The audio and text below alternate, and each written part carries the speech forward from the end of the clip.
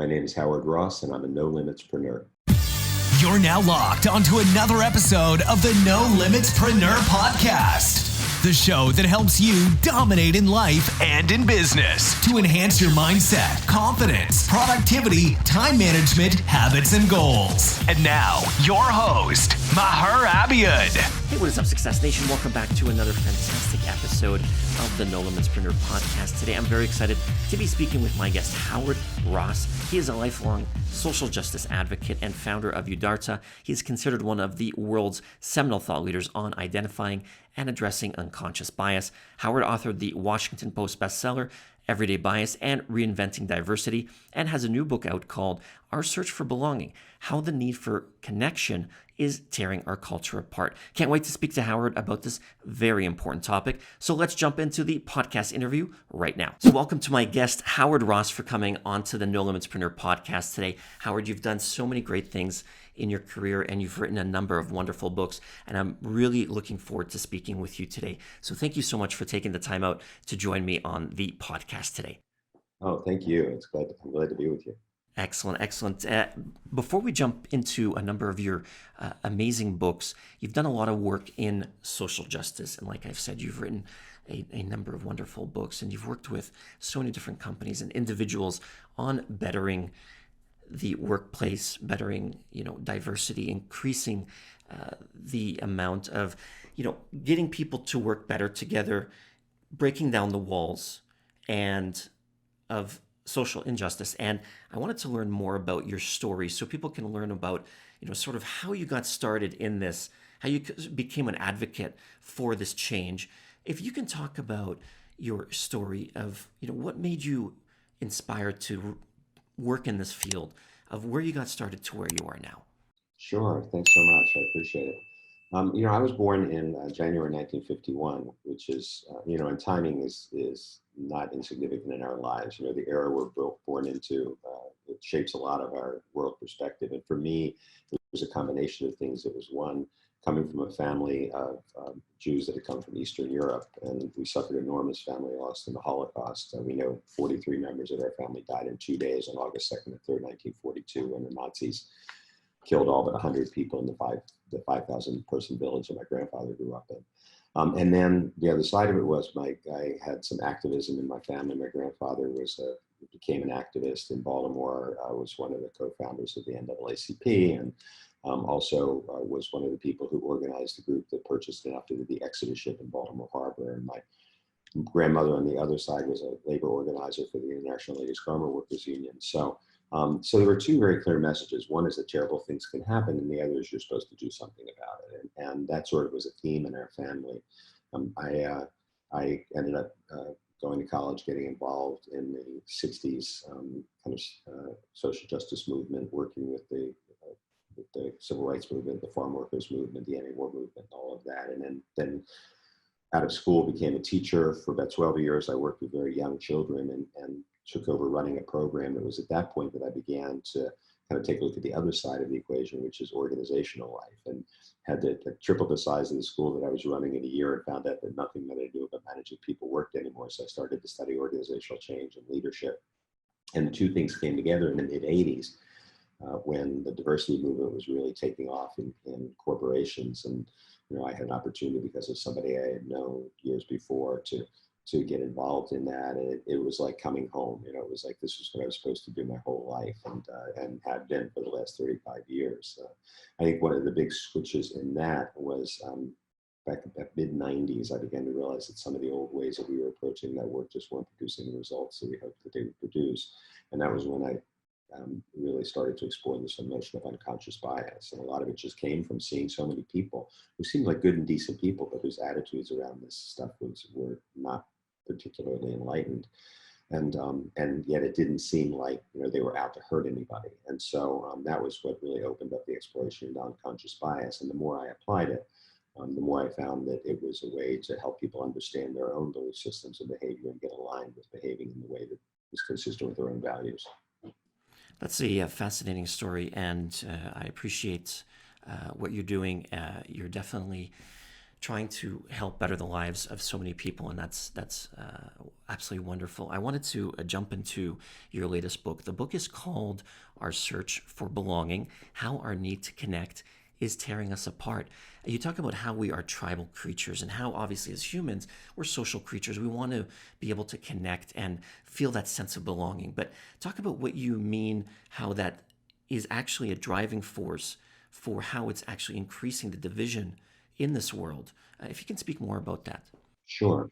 Well, I mean, first of all, I think most of us know how social, how social we are as human beings, and it starts from birth. I mean, our first experience coming out of the womb is that we can't survive unless somebody takes care of us, and that happens for human beings longer than for say any other animal on the planet. So we're oriented towards believing that, I exist because you exist, and there have been lots of studies over decades of how that peer pressure can shape people's behavior. And what happens is we want to fit into the tribe, like the better word that we identify with, and that fitting in can come in positive ways and in negative ways. We have certain groups that we're bonded with, and in certain groups that we're bridging across to. So we might be bonded with people who identify with us racially, for example, but we also can have relationships that are very rich and valuable and important relationships that we bridge across to people from different identity groups. And it's this sort of combination of bonding and bridging that generally makes for a rich and healthy life. And this is what Robert Putnam discovered in his work, and his great work in Bowling Alone and studying social capital. The challenge is when that bonding becomes against something as opposed to for something, it becomes very toxic. And what's happened in our society today is historically we lived in sort of a bell curve where most people, and I go back to the 60s when there was certainly plenty of civil unrest and a lot of tension between different parts of society. But even then you had Democrats, for example, who were against the war, and Democrats who were for the war, and same true for Republicans, or Democrats who were against civil rights and some who were for civil rights, and same true for Republicans. And so we sort of connect on an issue by issue basis. I might agree with you on civil rights, but disagree with you on foreign policy, but agree with you on gun rights, etc. What's happened now is we've moved from that bell curve to what I call a dumbbell curve, where everything's on the ends and nothing's in the middle. And it's no longer about issues. It's now, I'm one of us and you're one of them. And there's a whole set of issues that the assumption is that you have to believe in order to be part of that tribe. So if you're on the Democrat side or the left side, then you believe in climate change, et cetera, et cetera. If you're on the right, you believe that. And once we switch to an identity orientation rather than an issue orientation, it becomes that much easier to demonize people because, there's no common ground. And sadly, that's where we are right now. Yeah, and this is absolutely fascinating because there's one thing that you've spoken about, and it's I wanted to learn more about that and for you to share. It's that you talk about the need for our belonging is actually more important than our physiological needs, and how that pain of exclusion actually feels like real world pain, and how you're mentioning that in one of your talks, for example, some medical professionals are treating that sort of social pain with things like aspirin and things like that. Talk more about, from a physiological point of view, what's happening in our brains, and why there is that similarity between the social, people experiencing social rejection, for example, to what's happening sort of in our minds, and how that's related to actually feeling of this physical pain. Sure. Well, Abraham Maslow, who famously in 1943 created his hierarchy, and in Maslow's hierarchy, you have certain needs that we have to have met before we worry about other needs. And so, starting with physiological needs, then safety, then belonging and connection, and above that, self-esteem, and finally what he called self-actualization. And Maslow's hierarchy has been a guiding light in psychology for 75 years or more. And the challenge is we're now finding that he was probably wrong, that belonging may be our primary human need. And if you think about it, like I said before, it makes sense, that baby learns right from the start that my path to survival is the connection I have with somebody else, whether it's mother, father, grandma, grandpa, or the orphanage.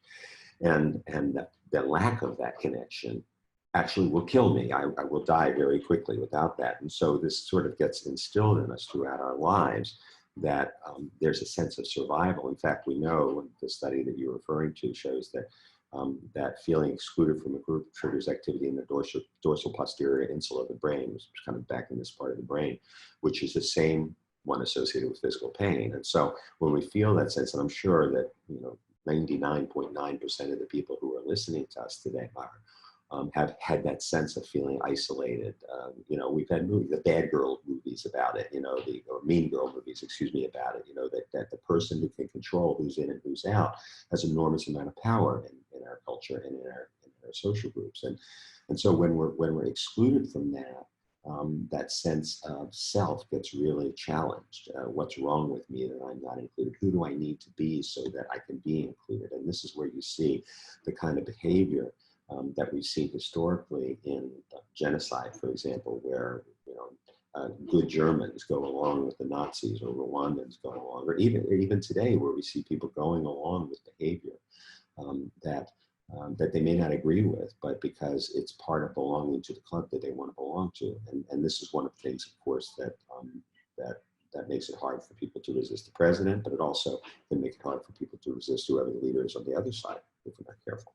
It's very similar to sort of stressors in life. Like, for example, how we're naturally wired to have that adrenaline rush when we're kind of hunting in the forest in our tribal, gatherer days of making sure that a saber-toothed tiger doesn't come around the corner, for example, and eat us up. But at the same time, when that sort of stressor goes away, or when we're out of that situation, that stressor goes away. But unfortunately, in today's life, we're always under that constant stress of work, bills, finances. There's always something sort of elevating our stress, and it's keeping us elevated. So that's fascinating how our bodies are wired like that. I wanted to jump in to a quick comment about that. That's part of the evolutionary path, because right. If we lived at a time centuries ago where if you saw a group of people around the water hole, you had to decide instantly whether it was them or us. If you made the wrong decision, you died. So we come from a very clannish and tribal past that's only in very recent times, historically, beginning to meld these different cultures in the way that we see. It's amazing how, like you just said, we're kind of living in a life that's sort of against our sort of that tribal sort of nature, and how we really kind of got created and developed as human beings over time.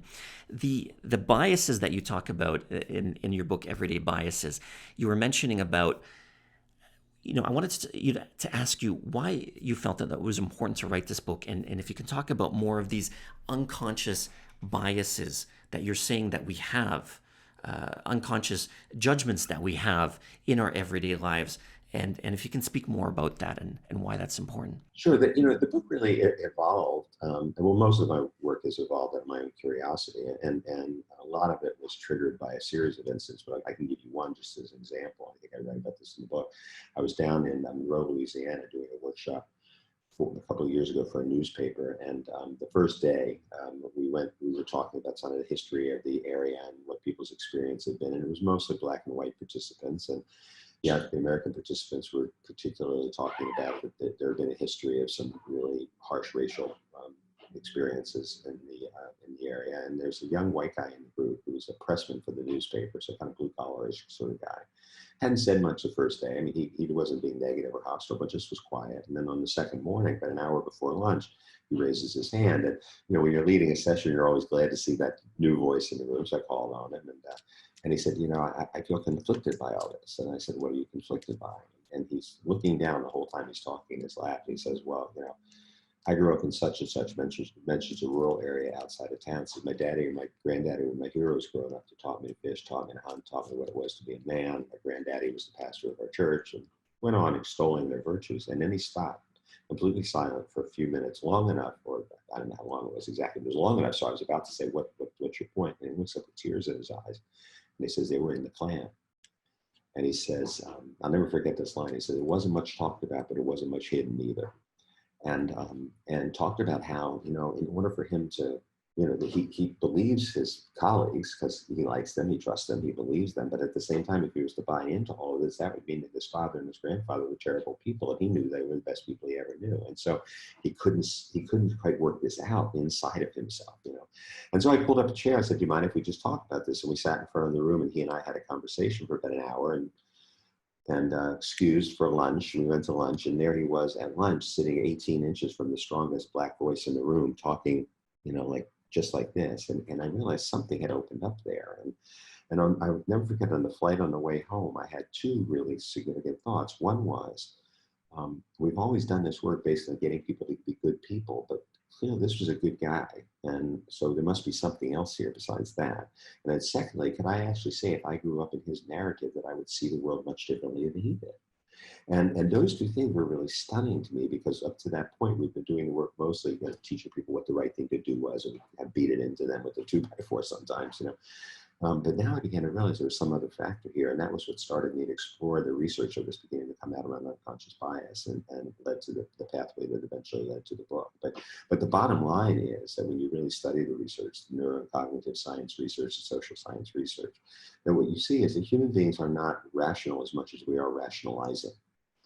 We generally tend to gather information to support the point of view that we already feel comfortable with, that we've already emotionally determined, and we don't realize we're doing that. So it seems very rational to us. But in actuality, we find a way to justify that which we already believe. Yeah, I'm very fascinated with all the cognitive biases that we do exhibit as humans, and it's very important that listeners and people watching as well, that really get to know about sort of a lot of the cognitive biases that we do experience as humans, and as you mentioned, unconscious sort of judgments that we do exhibit when we are meeting somebody new or coming into a new situation.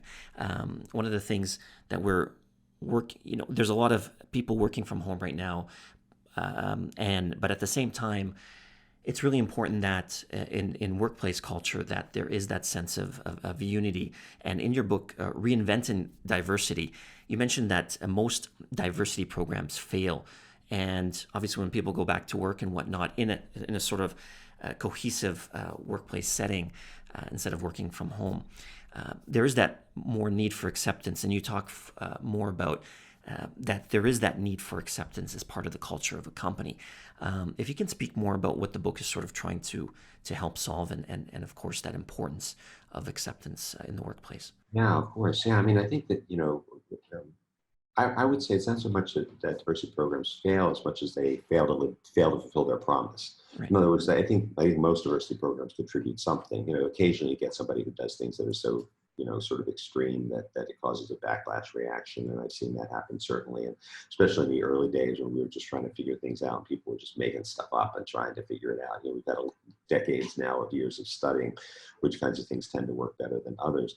But I do think that we're stuck in a couple of old paradigms. I think one is the very thing we were just talking about, which is this sort of assumption that people who don't go along are not full-throated supporters and full-throatedly anti-racist, to use a language that Ibram Kendi has introduced to us, are bad people. And in fact, I think that's not always the case. There are bad people out there, of course, we need to deal with them, but often it's just because of ignorance, because of blind spot, because we don't even realize it. And this is where the biases come into play. Bias performs an incredibly important function for us as human beings. It's a safety function, and it protects us from things that could harm us. Now, it doesn't always do it efficiently or effectively. Sometimes it protects us from things that we think can harm us, which are not going to be harming us, and leads to a police officer pulling the trigger against an unarmed person, for example. But for the most part, the function of the brain is there for that reason. So if we begin to realize that, so first of all, they begin to realize that we can help people understand the way they think and understand the way they make decisions, that it can actually lead to people making healthier decisions in the direction of the kinds of inclusion and sense of belonging that we want to create. The second is that understanding that there's a lot more to this than intention or bias, and that is that culture plays a huge role, that we have different cultural orientations depending upon where we're coming from. And this is something we haven't always understood very clearly. So that, particularly when I wrote the book back in 2011, well, it came out in 2011, so I probably wrote it in 2009, 2010.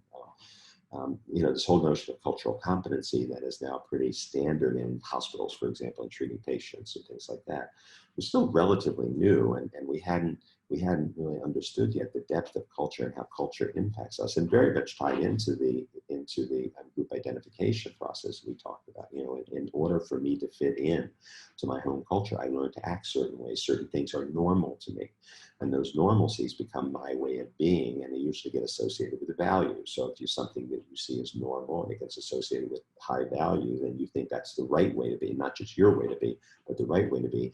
And so, of course, if you see somebody who's doing it differently, that becomes the wrong way to be. So understanding culture is the second piece of it. And then the third piece of it is that all too often we've thought that we could do a training program or an event, Black History Month or International Food Day in the cafeteria, or we put people through a 1 or 2 day diversity program, or even a couple-hour diversity program, and we sort of check the box, we've done diversity.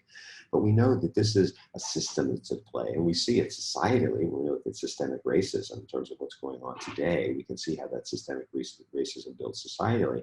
But the same thing is true in an organization. An organizational culture has that same sense of systemic behavior to it. And so if we're going to change that behavior, we have to think systemically. We have to look at how do we make organizational culture development the main thrust of what we're doing. And education is a piece of that, of course, but education in and of itself, unless people are doing things on a cultural level, is likely to occur more as like if I press on the sponge back of this chair that I'm sitting in. It'll make an indentation at first, but it'll more than likely pop back because people will drift back to the culture that they're a part of. That's absolutely fascinating, and it's so important that in today's day and time, and always, that we need to really start working together. We really need to start having better conversation. We really need to start accepting, everyone, and everyone really needs to come together, and so we can work as one for to improve our lives, improve the workforce, and improve these companies. Because at the end of the day, if an employee is feeling sort of as an outsider, it's not going to obviously allow them to have good work performance, and that's going to hinder the company, hinder the customers, and trickle down effect, and they're not going to be feeling comfortable working at that company. And I think one thing you've mentioned is about how finding similarities between people, when we become sort of closer, we lower that guard when we're able to identify those similarities, and then we're able to have these beneficial sort of conversations. But then when you've highlighted that when we sort of make light of these differences between ourselves, then that guard is sort of raised back up again. If you can speak more about sort of the importance of really finding that connection so we can have that beneficial conversation. Yeah, well, I think that, I've said for years, the more we know each other for who we are, the less we treat each other like what we are. I mean, I think most people who are, I'm sure you've had these experiences, Maher, and I've certainly had them. I'm sure most people listening have had that, where you get to know somebody so well on a personal level that the difference on an identity level diminishes. And so like maybe you have a friend who's of a different race or culture, and you've gotten to know them so well that the two of you can even make jokes about that difference that to somebody else would seem offensive, because we know each other. We know we're just kidding each other. We're busting each other. I'm not saying that's a good thing to make those jokes, but the point is it just gets to that level where our racial identity, our cultural identity is less significant. And that comes because we've got this desire to know each other, to really get to know each other well, to get to sense who we are. And when we do that, what we often find is that our human experience is a very shared one, even if our racial and cultural experience is a different one. So I care about my children. I want them to be healthy and successful. I care about my parents. I want to have a good relationship with my spouse or partner. I want to have work that's fulfilling. All these things are core human identity issues. That when we begin to get to know each other, we realize, we're a lot more the same than we are different. The challenge is, of course, that even though we know that race is not a biological construct, anthropologists have been saying this for years, it is a social construct. And the fact that it's not a biological construct doesn't mean, because of what we said earlier, because we're social animals, doesn't mean it doesn't affect us profoundly and even have us feel like it could be life-threatening to us. So we're in a constant dance between seeing you as the other and seeing you as part of something I can relate to. And it's sort of in that line that things that the tension exists, and it can change in a moment. So, for example, many people, I'm sure, can remember going to work the day after the verdict came down in the O.J. Simpson trial, or in, the Stacey Koon trial, the police officer who beat up Rodney King, where the verdict came down. It was very much along racial lines, where white people believe one thing and black people believe something else. And you come in the next day at work and you feel this weirdness with people who the day before you went to lunch with, and it was fine, because all of a sudden this external event has triggered our racial or our cultural identity. And because of that, it's reminded us that we're different in that way. And so we start to look at that part of our relationship rather than the part of our relationship that's the same. And so this is a constant moving in and out between these different identities, sometimes, as I said, on a daily basis. And lately, with all of the headlines we have and all of the extreme kinds of things that are happening politically and socially, around COVID, around the killing of George Floyd and what that sparked and all of that stuff, there's a lot of material for us to get triggered this way or that way, depending upon the news story that we see in a moment. Howard, you're definitely delivering a ton of amazing information and value, and I really appreciate that. You are the founder of Udarta, and if you can speak more about what you're doing, what you're offering with your consulting, and how you're helping companies and individuals sort of become better at communicating with each other, and how, if somebody wants to reach out to you and connect with you, how they can get in touch and learn more about you as well. Sure.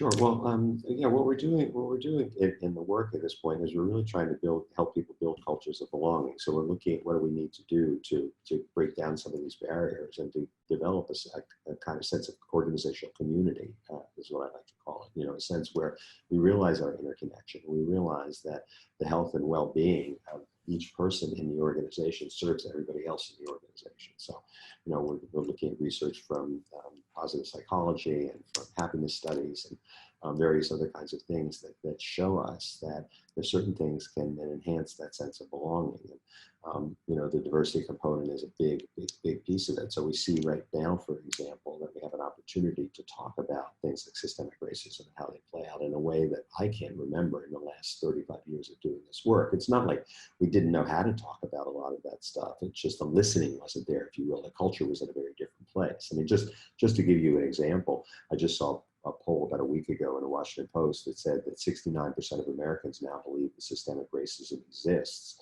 in the policing system in our country. And that's up from 46% after Ferguson just 6 years ago. That's, for somebody who's a researcher, that's huge. 50% increase in just 6 years is huge. What that means is that people are starting to look in places where they haven't looked before. And I think this is one of the things that's really important, I would say to people, about being careful to not be too judgmental about different kinds of people's work at different times, because the kinds of things that are available right now weren't available 10 years ago. In other words, if you would have tried to do them in most organizations, people would say, we're not going to do that work.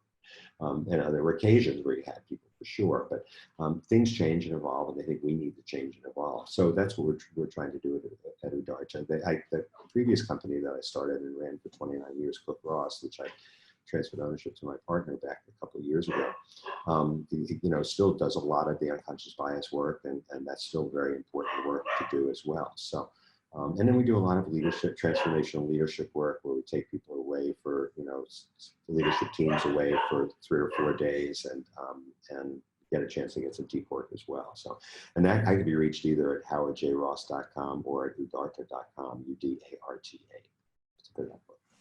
Howard Ross, thank you so much for coming onto the Nolimitspreneur Podcast today. I really appreciate you speaking about this very, very important topic and delivering so much value today. So I really appreciate that, and I wish you all the best in your future as well. Thank you so much. I really appreciate it. It's been a great conversation. So thank you so much once again to my guest, Howard Ross, for sharing such valuable information on the show today. If you haven't yet subscribed to the Nolimitspreneur Podcast, do so right now on Apple Podcasts or your favorite podcasting app, as I have a number of more fantastic guests coming down in future episodes to share more information on personal development training as well. And also leave a review so others can also get the value that you got today as well. Once again, my name is Maher Abiad. You've been locked on to another episode of the Nolimitspreneur Podcast. I will catch you in the next episode.